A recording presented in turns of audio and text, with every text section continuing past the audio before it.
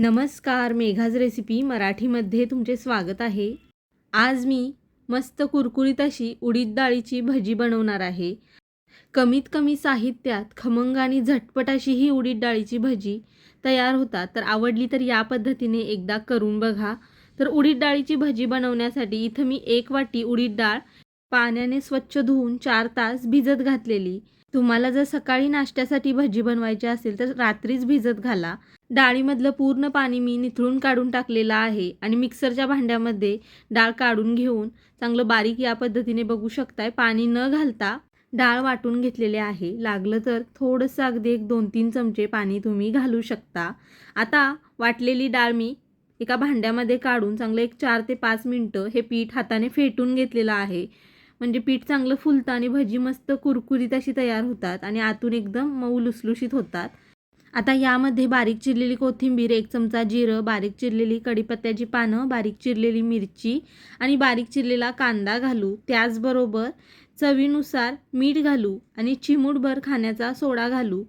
सोडा थोडाच घाला, जास्त घालू नका, नाही तर भजी तेलकट होतात। आता हे चांगलं मिक्स करून घेऊ।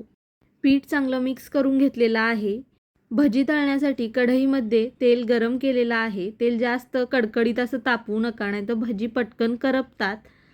आता हातामध्ये थोडं थोडं पीठ घेऊन या पद्धतीने भजी आपण तेलामध्ये सोडू। हाताने भजी सोडल्यामुळं मस्त गोलाकार असा भजीला आकार येतो।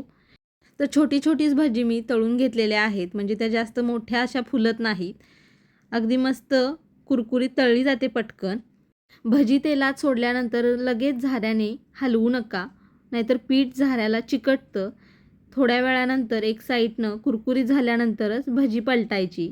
तर भजी थोडी एक साईडनं कुरकुरीत अशी झालेली आहे। आता आपण पलटून घेऊ आणि एकसारखी कुरकुरीत होईतोपर्यंत आलटून पालटून अशी ही भजी तळून घ्यायची आहे।